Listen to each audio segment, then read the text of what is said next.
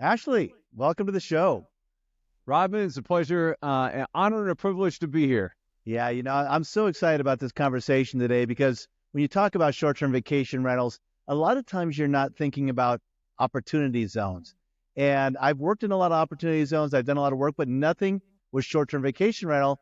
And you're the guy who's going to inform us on the opportunities that are there in those zones. Absolutely. I'm a huge fan of kind of the principle of the short-term vacation rental and being able to buy something that not only are you going to be able to make money on, but in an area and at a place and in a situation that you're actually going to want to use yourself or potentially be able to go there and that kind of thing. And it's really exciting that you can couple in that short-term vacation rental piece with the tax savings associated with it that you can use to offset, high W-2 income, which is one of the few loopholes out there to be able to do so. But then you can stack that with other tax incentive programs like the Opportunity Zone legislation, and it's really cool when you put all of that together. It makes a really special cake. Yeah, let's start with what is an opportunity zone. Like I said, I know what it is. I really like the idea and the concept behind it, but there's a lot of people who probably are like, I'm just hearing this for the first time. Maybe you can give them just a little overview on what an opportunity zone consists of. Sure. So opportunity zones were created by the Tax Cut and Jobs Act of 2017. And in so doing, Congress wanted to incentivize private investment into areas that had been historically underinvested in. And so they said, listen, we're going to put this out there. We're going to create this tax incentive legislation, but we're going to put it in the hands of the governors to actually choose the places that they want designated as opportunity zones. And I got to hand it to them because in 3 pages of legislation, number one, they got the attention of private capital. Number two, they got it off of the sidelines and into these areas. And then number three, they made it patient. And they did that through a couple of different incentives. First, you get to defer any kind of capital gains that you have. So if you sold a long-term vacation rental, right, while the market's hot and you've got capital gains through that, you can take that money, put it into a fund, be able to defer it until December 31st, 2026. And if you were invested for a period of time for either 5 years or 7 years prior to that deadline, you get a reduction in the taxes when you go to pay them. Now, those benefits have expired, which we think we're probably going to get back with legislation that'll probably come back around in 2025 after the election. But, those benefits they were nice, but they were kind of a rounding error compared to the big benefit, which is after a 10-year hold, whatever you've invested into now comes out with a step up in basis to fair market value. And that's significant because it eliminates capital gains. So it completely eliminates capital gains taxes on whatever you're investing in. And it also eliminates depreciation recapture.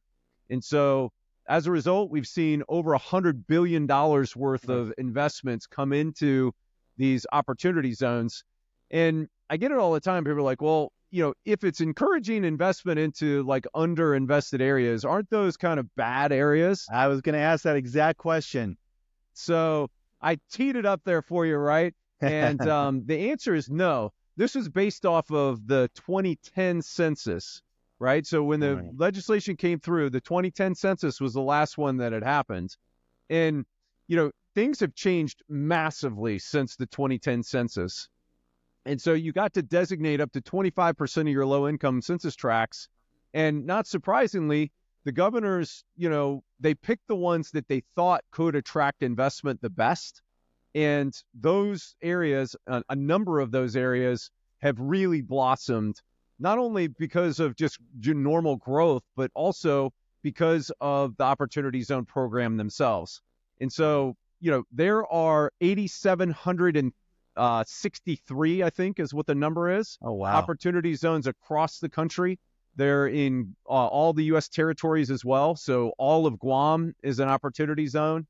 And the 98% of the island of Puerto Rico is an opportunity zone. You want to talk about short-term vacation rentals. Wow, I did not know that. Yeah, that's the place to do it. And it's amazing how some of these zones, so there's waterfront zones down in Georgetown, South Carolina. The strip on Myrtle Beach is all in opportunity zone. Ah, Yeah, exactly. It's like mind blowing. It's like, what? yeah. There's waterfront, down in, in West Palm, Miami, Newport, California, right? It's amazing, some of these zones. And as a result, those zones have actually seen a bunch of, development. And then it's also, driven investment into zones that are in rural areas. We made an investment into a piece of property that's up in the mountains of North Carolina that's in an opportunity zone where we're doing a retreat. So it's kind of cool how, it's available and people can do short-term rentals in these areas and qualify as, for the tax incentive. So, Ashley, what do people need to do to identify these zones? Is it something they can look up online? Is it something that's easily attainable, that information to see where they want to go? Well, let's talk about that. So, where do you like? So, where are you thinking about that you might want to invest? Let's see the nearest zone. Well, so, one of the things that has crossed my mind, I've got my kiddo going to college here, going to San Diego State. And, I want to spend a lot of time out there. I'm in Denver. It's an easy flight in. It's like, well, Yep. maybe I'll just invest in a short-term vacation rental out there so I can rent something while I'm out there. And then I can fly and hang out with my daughter when I'm not. So that's an excellent, excellent idea. And interestingly enough, almost every university that's out there, so the governors really figured out that, okay, let's try to find opportunity zones that are close to universities. And so if there's not one that's like directly contacting campus, there's going to be one in the vicinity fairly close around that in almost every university in the United States. So this is a great example of how you could utilize this program. So in San Diego, so if you go to ozpros.com/map, Okay. once again, that's ozpros.com/map. You can go in and it'll pop up a screen, right? Your kind of traditional Google Maps type deal. And then you can search, and literally I just typed in San Diego State and it popped up an example of San Diego State University, right? Oh, bam. Hey, what's funny is that like I actually pulled up the research center beforehand, but San Diego State University is dead in the center of an OZ. You're kidding It me. stretches, and that looks like water that's down there, like by the San Diego Convention Center and that kind of thing. Yeah. Yeah. And the Naval Base Commissary and that kind of thing. And there are numerous zones all around that. And so you go to the map, you pop that up, and then bam, that shows you exactly where you can look to find, like places that are inside of the opportunity zone. And as long as it pops up shaded blue, that's indicating that it's in an opportunity zone and that it's going to be eligible. So now you've figured out that you can find that there's a opportunity zone that's right next to San Diego State. So you go and you find a rental property, you find a property, and you put it under contract.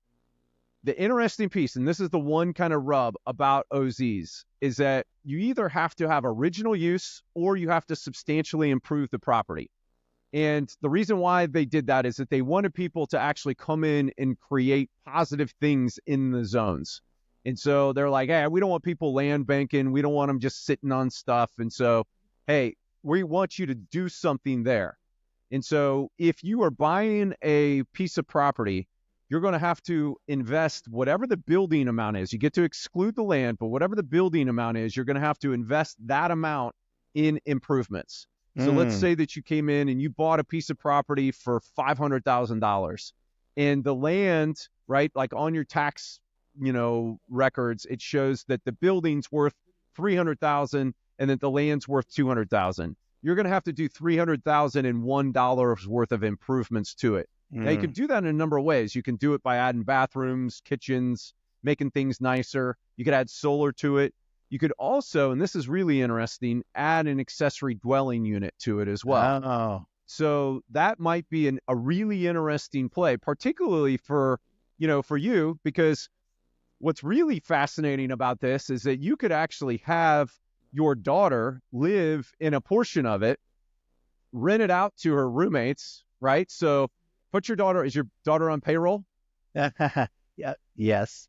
Yeah, there we go. I was gonna say, man, I hope you're not leaving that one. To the limit. To the That's a limits. that's a $12,500 gimme from the IRS, right? Yeah. Well, at least till she turns 18, and then after that, they got to pay a little bit for FICA and or Yeah. FUTA and SUTA, I think.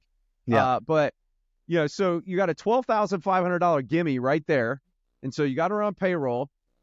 She starts paying rent, right, to you, right, to rent the place out, Uh-huh. because it does have to be a trade or business, so you can't have a second residence there, right? So it does need to be a trade or business, which most Airbnb short-term rentals are going to be that. And so she could live in one structure, and then you could Airbnb the accessory dwelling unit or vice versa. And now you're making revenue, right? Your daughter's there to manage it.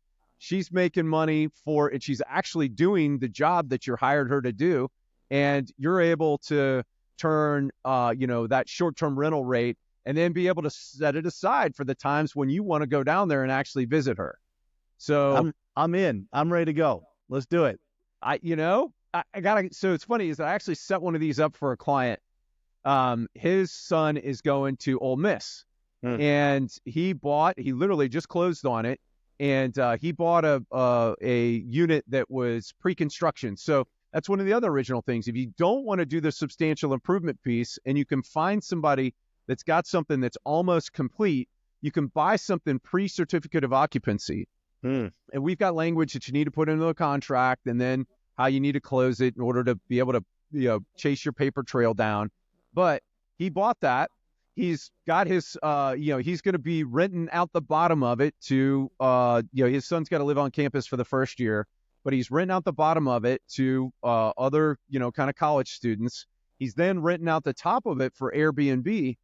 And for the weekends that he's not going down to an Ole Miss game, because Ole Miss is a massive football deal, he's actually marketing it as an experience. So he went and he bought, he made like a $5,000 contribution to the athletic foundation. He got 50-yard line seats, right? So he's now got 4 seats on the 50-yard line, and he's packaging up the seats along with a tailgate experience with the Airbnb, and he's selling it for like $25,000 for the weekend. Oh my gosh, I love this guy. Yeah, I mean, I'm like, dude, that's genius, man. It is genius. I'd like to take credit for it, but all I did was, make it tax advantaged. I don't know if we could get that kind of bang out of San Diego State, but probably not. Yeah, I don't know. Well, hey, was it San Diego State that was in the Final Four on the basketball team? Basketball, yes, they've got a great basketball team. You got you can have. Something tells me that that you're probably not going to get $25,000 even out of basketball tickets, but hey, it's a great idea, right? Yeah. Certainly for SEC towns and SEC schools. Man, I love it. Ashley, can you go in and, when you're talking about the allocation of the land versus the improvements, so, I mean, is that something as simple as going to the assessor's records and looking at their land valuation versus the improvement? Or do you have to have somebody come in and do that work? Yeah, I mean, ideally, you've got an appraisal that's done. But I mean, so I'm gonna tell you the ideal way is an appraisal. Second would be is if you're gonna do you're just gonna allocate in accordance with kind of the tax records, you need to extrapolate out to what the purchase price was. So put the percentage that was associated with the building on whatever your purchase price was, because 9 times out of 10, you're probably going to be paying more than what the assessed value was. But for the really savvy folks, you're probably going to be getting a cost segregation study done anyhow. Yeah. And so one of the things that you can do is that you can figure out generally, go get your quotes for how much it's going to cost to do your improvements. So let's say in that same $500,000 example, you know that you're going to be spending $200,000 on improvements. And you could go to your cost segregation person and say, hey, listen, I need you to assess this thing, and I need to show $200,000 of building value here. And I know I'm going to be doing $200,000 of improvements, so allocate that $200,000 into the roof, the floor coverings, the dishwasher, all the stuff that I can bonus depreciate, and that way now I've got a paper trail for that. Yeah, it's funny, and I come from the valuation world, so I think in terms of appraisal a lot, and most appraisers aren't going to do a cost approach on something like that age. You're probably not going to get a land value and then an improvement value. You're probably going to get something based on a sales comparison approach Yep. or maybe an income approach. But the cost seg way to look at that is a good way to go because those guys will go into a lot more detail and get those basically allocated out. Correct. And they're going to have the detail to back it up. And I think that that's the key, right? And so the greatest thing about the Opportunity Zone program, and I talk about this all the time, is that you don't have to ask anyone for permission. You don't have to go apply with the new market tax credit place and get an allocation. You don't have to go and seek approval from any kind of governmental person. You just do it. But within that, because all you have to do is do it, you need to make sure that you have really good records. And the more detailed you can make those records, the better off you're going to be for purposes of the IRS. And so that's one of the reasons why I like that cost seg approach, is because those guys get really detailed. They jump in there and they break it down in accordance with all of the stuff that is inside of that house. And it's kind of a twofer. So instead of a sunk cost, right, like it's an expense for an appraisal, you're actually getting the value associated with being able to grab that bonus depreciation off of it. Right. So you're able to kind of doubly use it. It's amazing to me how many people, a couple things. And one thing that's amazing is probably there's a good number of people who are out buying these property types, the short-term vacation rentals, not even knowing they're in that zone. That's not right. even knowing. So they don't even understand they've got the opportunity there, which I get. A lot of times, Sure. It's hard to stay up with everything and everything that you're doing. The other thing is a lot of people don't do that cost seg, which is a huge, huge tax break right out of the gates. Sure. And I mean, so everything that's coming off of this is ordinary income. And the reason why that cost seg is so valuable, and we talked about this before, and I'm sure that you've probably had lots of people talk about this on your podcast, is that short-term vacation rentals are the one loophole that you can use to offset and to utilize depreciation and bonus depreciation to offset ordinary income if you're not a real estate professional. And that's a big thing, because you could have one property and you could utilize all that bonus depreciation to offset your W-2 income without having to go through the 750-hour rigmarole that you would normally have to do. Now, you do have to show that you are actively involved in it, but that's 100 hours versus 750. And It's easy to hit that 100-hour threshold.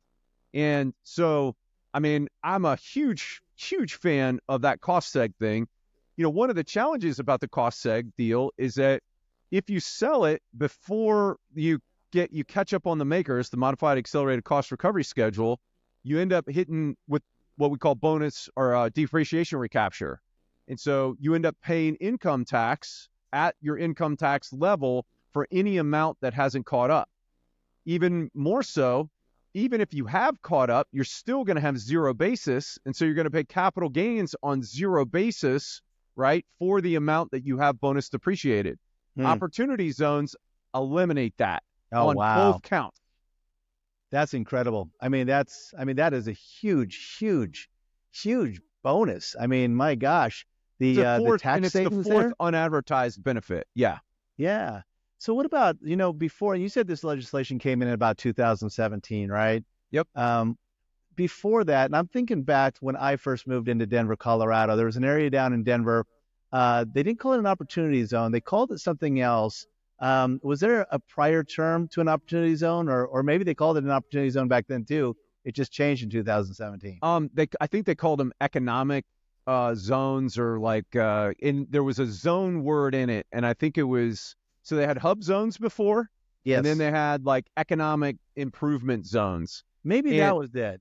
Yeah, and so there were different local and state tax incentives associated with it. And then the hub zone, if you were located there, you had different federal contracting opportunities and stuff like that. But nothing of the ilk that we saw with the opportunity zone legislation. That's the reason why there's been $150 billion worth of investment going into these zones. Wow, that is incredible. And that's a lot of money. That's a lot of stimulus, if you will, that's right, into the economy. But I know that when I first came here, there was that whole downtown area. It was an industrial area. It was blighted. It was in bad shape. You didn't go down there.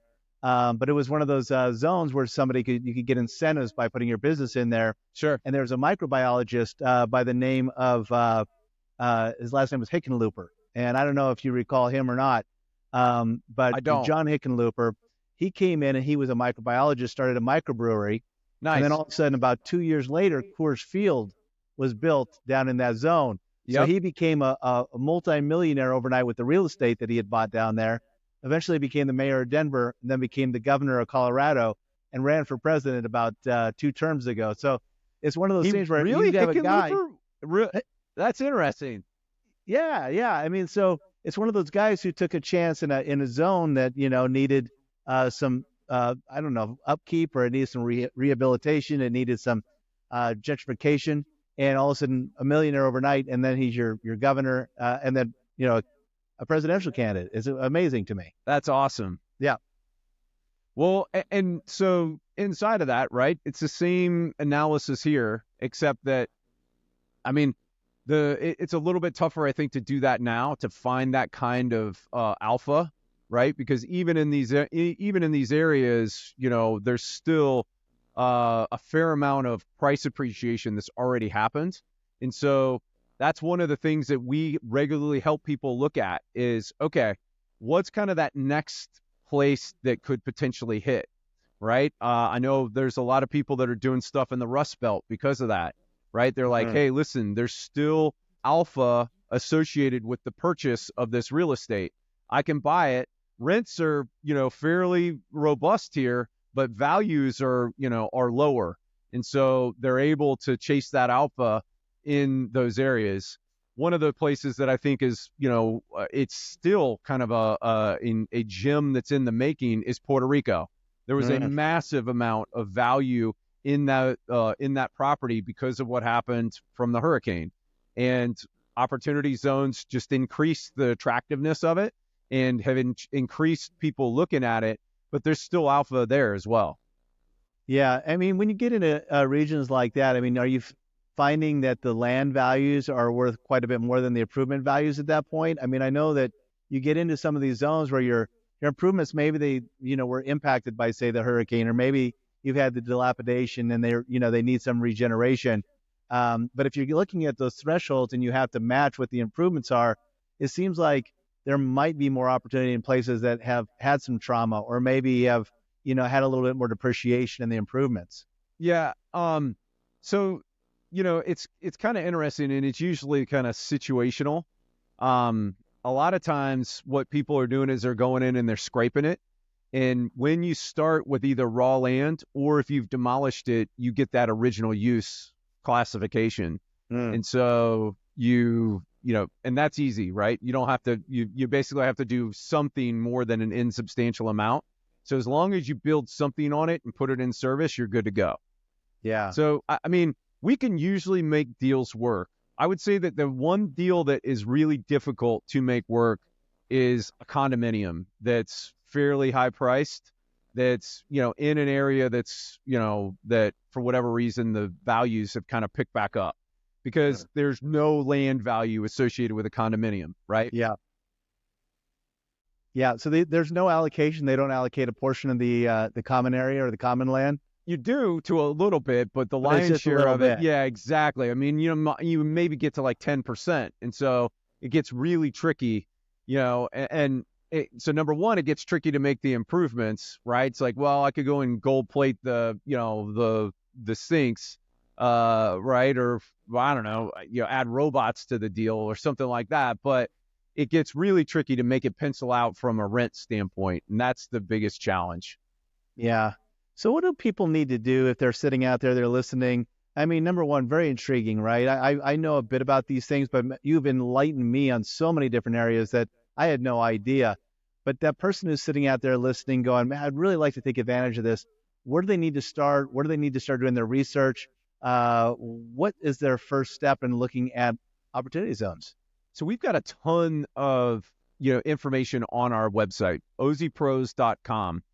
And we've actually got a special deal for your listeners. If they go to ozpros.com/podcast, they can, we got discounted strategy calls on it.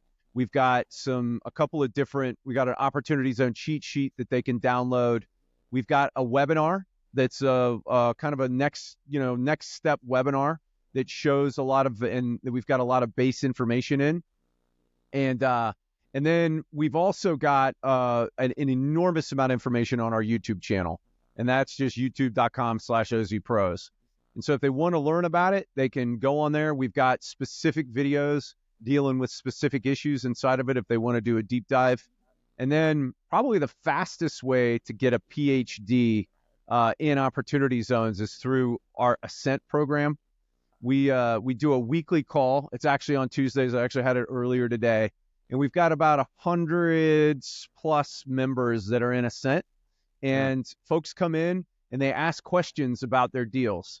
And it's basically a mastermind. We've got that available on a monthly basis, on a monthly subscription, or on a yearly subscription. If you do yearly, you get access to all of our form documents and stuff like that.